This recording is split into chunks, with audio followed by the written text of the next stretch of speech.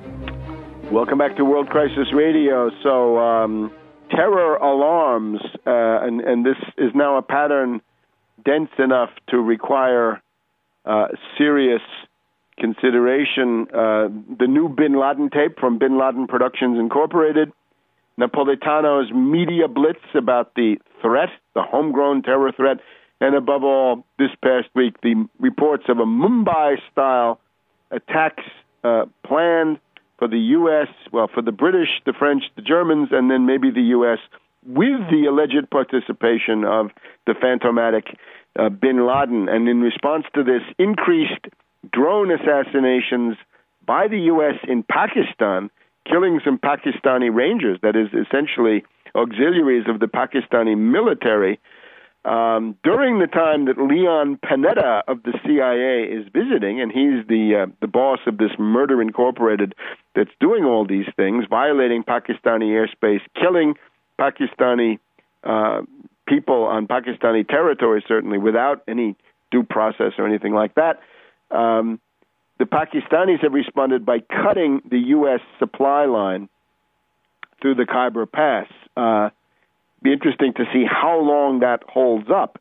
Remember, last December when Obama made his West Point speech, my article on that was entitled, Obama Declares War on Pakistan. That's what it is. It's a third war. After Iraq, after Afghanistan, it's Pakistan. This is a country with 160 million people.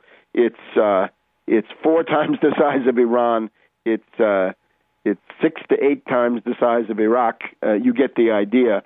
And it's got nuclear weapons, it's got a functioning military, it's got all these things. The U.S. has to get out of Pakistan, stop violating Pakistani sovereignty. And while you're at it, get out of Afghanistan as well.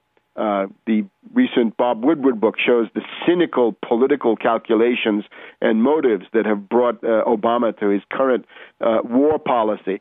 We also had, quite recently, General Petraeus, the neocon warmonger-in-chief, threatening Pakistan that if Pakistan doesn't do more to suppress the so-called Bin Ladenites on its own territory, that the U.S. will simply violate Pakistani sovereignty, cross the border at will, unilaterally, without consulting anybody on the Pakistani side. Great provocation by Petraeus, which is now contributed to the situation where the U.S. supply lines are cut. You can also see essays that I've written. I discussed this in more detail concerning Iraq. But when you have large concentrations of land forces, reasonably large ones, on the other side of the world in landlocked situations, way inland, no longer on the coast, but hundreds and hundreds of miles inland, the question of supply lines becomes absolutely critical. So that was the question with Route Tampa and the Kuwait City to Baghdad road. You'll find an essay by me on that, which has been distributed to every member of the U.S. Congress at various times. That also applies, as I say in these articles, to Afghanistan even more, because Afghanistan is a completely landlocked country. Iraq at least has a port on the Gulf. So the other thing is the attack, which was thought to be military primarily, may indeed be in progress in the form of the Stuxnet computer worm. This, in a certain way, may be the opening gun of what could turn out to be World War III. We have no way of knowing this, but it would certainly appear that Stuxnet is a ploy by the U.S. and or others. Israel obviously comes to mind, but other NATO powers, certainly very, very much on the list. The Stuxnet computer worm attacks an industrial computer manufactured by Siemens of Germany, which is widely used around the world to control and manage industrial processes. That's for countries that still have industries. U.S. doesn't have too many, but it's largely concentrated in the developing sector. So the countries that have been hit hardest by the Stuxnet computer worm would appear to be Iran, but also China, India, Indonesia.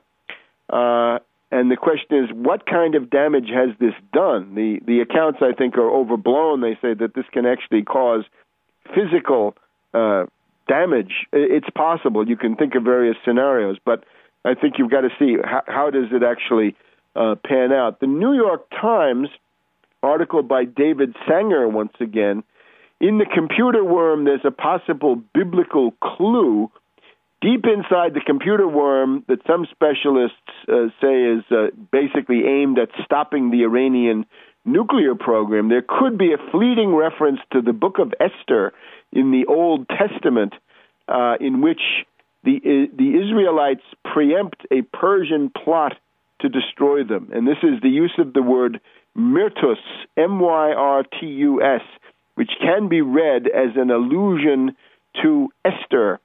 That this is one of the subcategories of this computer worm is called myrtus. So is it an attempt to stop the Iranian nuclear program? And what else? The problem, of course, with these viruses is once you unleash them on the world, they go everywhere. And maybe there are some of these Siemens computers in the United States or in Europe that are going to be infected by it. In terms of Iran, bad news in the form of Russia, Medvedev announcing that the S-300 surface-to-air missiles will not be delivered to Iran. There have been conflicting statements of Russian government officials whether those S-300 anti-aircraft missiles would be covered by the fourth round of sanctions passed now in June, and the authoritative opinion for the moment seems to be yes, they are covered. They will not be delivered. People can take a look at an essay by General Leonid Ivashov on the Voltaire Network website, where General Ivashov regrets, I guess, and more, this unwise decision, pointing out that these are purely defensive weapons. If ever weapons could be considered defensive and nothing but, no dual use, they're only defensive. It is these missiles. So what is the logic of saying to a country, you're not allowed to have the wherewithal to defend yourself, because if you could defend yourself, that would be destabilizing. No, destabilizing is attacks and aggression. The prevalence of defensive weapons cannot be seen as a challenge to anybody. Anyway, there's an entire question of what's going on in Russia, where I'll probably have something more to say about that in the coming weeks.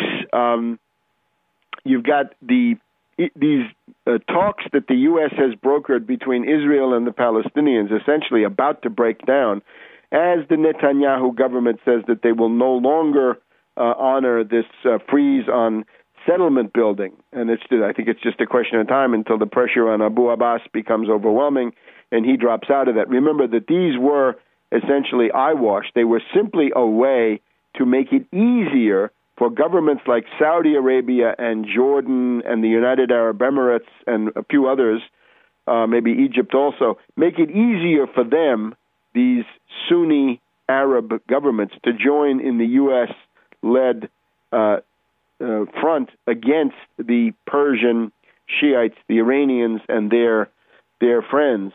In the middle of all this, also, the question of the Iraqi government and the tremendous frustration of the U.S., which is now increasing because of their inability to impose Alawi and Chalabi and that group of U.S. puppets, the sort of less Shiite version of a government in Iraq. It now looks like Maliki has secured, this is Maliki, the Shiite Iranian admirer, has now secured the full support of Muqtada Sadr and the Mahdi army, and he's making a bid to actually get another term as prime minister, and that's not what the U.S. wanted. So all very interesting. Back in a minute.